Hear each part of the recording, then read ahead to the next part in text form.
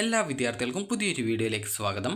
ഈ വർഷത്തെ +1 higher secondary public examination result ഇന്ന് പ്രസിദ്ധീകരിച്ചിരുന്നു.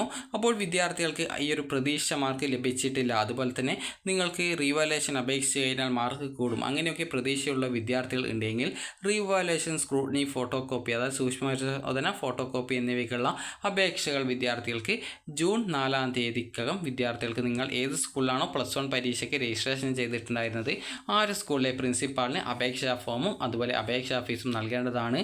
അപേക്ഷാ ഫോം സ്കൂളിലും അതുപോലെ തന്നെ dhskerala.gov.in എന്ന വെബ്സൈറ്റിലും നിങ്ങൾക്ക് ഫോംസ് എന്നുള്ള ആ ഒരു ലിങ്ക് വഴി നിങ്ങൾക്ക് ലഭ്യമാകുന്നതാണ്. അപ്പോൾ നിങ്ങൾക്ക് സ്കൂളിൽ നിന്നും ഈ ഒരു ഫോം കിട്ടുന്നതായിരിക്കും.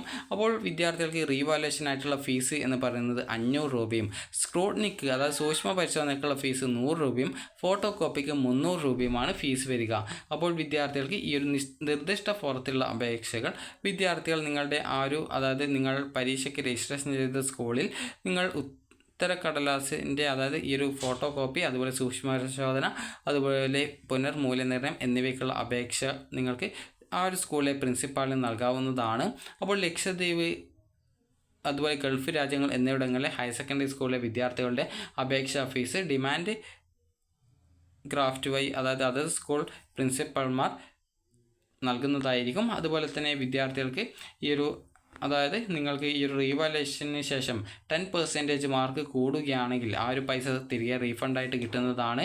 അതായത് റീവാലുവേഷന് മുൻപ് നിങ്ങൾക്ക് 60 മാർക്കുള്ള സബ്ജക്റ്റിൽ ലഭിച്ച മാർക്കിൽ നിന്നും റീവാലുവേഷന് ശേഷം നിങ്ങൾക്ക് 6 മാർക്ക് കൂടുകയോ അല്ലെങ്കിൽ അതിൽ കൂടുതൽ കൂടുകയോ ചെയ്യുകയാണെങ്കിലും, അതുപോലെ 80 മാർക്ക് വിഷയത്തിൽ റീവാലുവേഷന് ശേഷം 8 മാർക്കോ അതിൽ കൂടുതൽ മാർക്കോ കൂടുകയാണെങ്കിലും നിങ്ങൾ നൽകിയ ആ ഒരു 500 രൂപ തിരികെ റീഫണ്ടായിട്ട് നൽകുന്നതായിരിക്കും.